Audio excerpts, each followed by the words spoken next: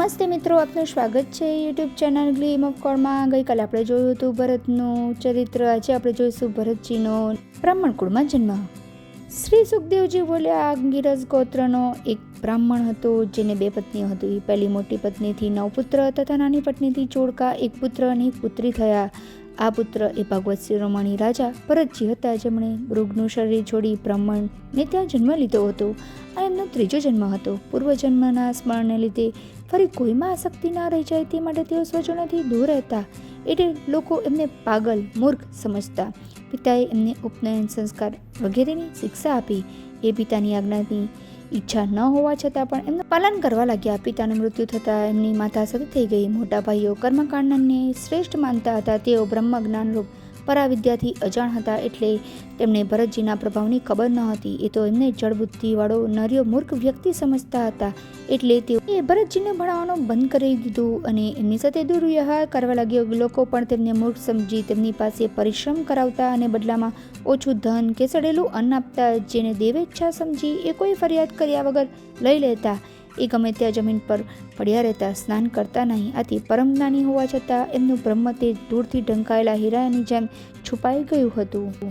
એકવાર પુત્રની કામનાથી ડાકુઓના સરદારે ભદ્રકાળીને મનુષ્ય બલિ આપવા માટે તેમને પકડી લીધા. એમને બલિ આપવા માટે ભગવતી ચંદ્રિકા પાસે લઈ જઈ એમને નવડાવી ધોવડાવી, ફૂલોની માળા પહેરાવી, સજાવ્યા અને દેવીની વિશેષ પૂજા કરી નાચવા લાગ્યા. પુરોહિતે ભરતના માથા ઉપર આમ અભિમંત્રિત જળ છાંટ્યું. એ તલવારથી ભરતનું માથું કાપવા જતો હતો, ત્યાં જ ભરતજીના બ્રહ્મ તેજથી દુઃખી થયેલી અને બ્રહ્મ હત્યાના પાપથી કોપેલી ભદ્રકાળી દેવી મૂર્તિ ફાડી પ્રકટ થઈ. દેવીએ વિકરાળ રૂપ ધારણ કરી પુરોહિતના હાથમાંથી તલવાર છૂટી એ ચોરોના માથા કાપી નાખ્યા અને પોતાના ગણો સહિત એમનું રક્તપાન કરવા લાગી. ત્યારબાદ એ પોતાના ગણો સાથે ચોરોના માથાના દડો બનાવી રમત રમવા લાગી. આમ દેવી શક્તિએ તેમની રક્ષા કરી.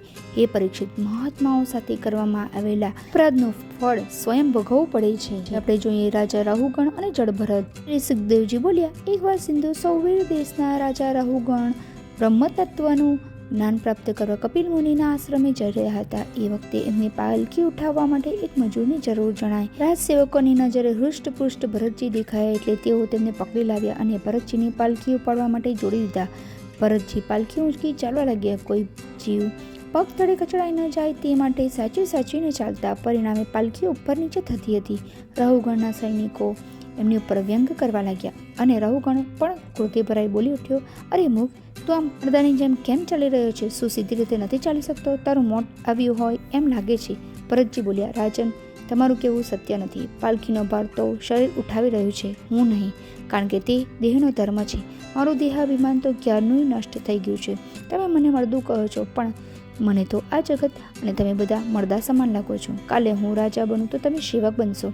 કોઈ જીવ હિંસા ન થાય તે માટે હું સાચવીને ચાલું છું, એટલે મારી ચાલ તો આવી જ રહેશે. હૃદયને છેદતી આવી જ્ઞાનમયી વાણી સાંભળી રાહુગણ પાલખીમાંથી ઉતરી ચરણોમાં પડી ગયો અને ક્ષમા માંગવા લાગ્યો. હે દેવ, યજ્ઞોપવિત ધારણ કરનાર આપ કોણ છો? તમે દત્તાત્રેય વગેરે ઉદ્ધતોમાંથી કોઈ છો? તમે અહીં કયા કાર્ય માટે આવ્યા છો? હું ઇન્દ્રના વજ્ર અને શિવના ત્રિશૂળ વગેરેથી પણ નથી ડરતો, જેટલું બ્રહ્મ જ્ઞાનીઓના અપમાનથી ડરો છું. મારા ઉપર કૃપા કરી મારો અપરાધ માફ કરો. બ્રાહ્મણ બોલ્યા, હે રાજન, તું અજ્ઞાની હોવા છતાં પણ વિદ્વાનોની જેમ વાત કરે છે. ગૃહસ્થના વેદવાદથી પરમાત્માનું જ્ઞાન નથી થતું. માયામાં ડૂબ્યા રહેવાથી જ આ સંસાર સત્ય લાગે છે, એટલે જ પ્રાણી દુઃખી રહે છે. એનું ગુણ રહિત બની જાય છે. 10 ઇન્દ્રિયો તથા અભિમાન જ મનનો સંસાર છે. ગંધ, રૂપ, રસ, શબ્દ તથા સ્પર્શ એ જ્ઞાન ઇન્દ્રિયોના વિષય છે, તથા ગતિ, સંભોગ વગેરે કર્મેન્દ્રિયોના વિષય છે. જાગ્રત, સ્વપ્ન, સુષુપ્તિ વગેરે 3 અવસ્થાઓના સાક્ષી આત્મા છે. એ જ મનની બધી વિભૂતિઓને જુએ છે. ક્ષેત્રજ્ઞ 2 પ્રકારના છે, ત્વમ એટલે કે જીવ અને તત એટલે કે પરમાત્મા. એ પરમાત્મા સ્વયં પ્રકાશરૂપ છે અને બધામાં વ્યાપ્ત છે. શરીર ત્યારે જ્યાં સુધી માયાને છોડી આત્મજ્ઞાન પ્રાપ્ત નથી કરતો, ત્યાં સુધી સંસાર ચક્રમાં ફસાયેલો રહે છે. રાહુગણે કહ્યું, હે પ્રભુ, હું આપને નમસ્કાર કરું છું. હે યોગેશ્વર, આપે જગતના ઉદ્ધાર માટે જ આ દેહ ધારણ કર્યો છો, માટે આપ આ જળ બ્રાહ્મણનો વેશ શા માટે ધારણ કર્યો તે સમજાતું નથી. બીજું કે કર્મોથી તત્વજ્ઞાન નથી થતું, તેવા તમારા આ કથનથી મને સંશય થયો છે, તો આપ તેને દૂર કરો. જળભરત બોલ્યા, દેખાતું સ્થૂળ પ્રપંચ બધું મિથ્યા છે.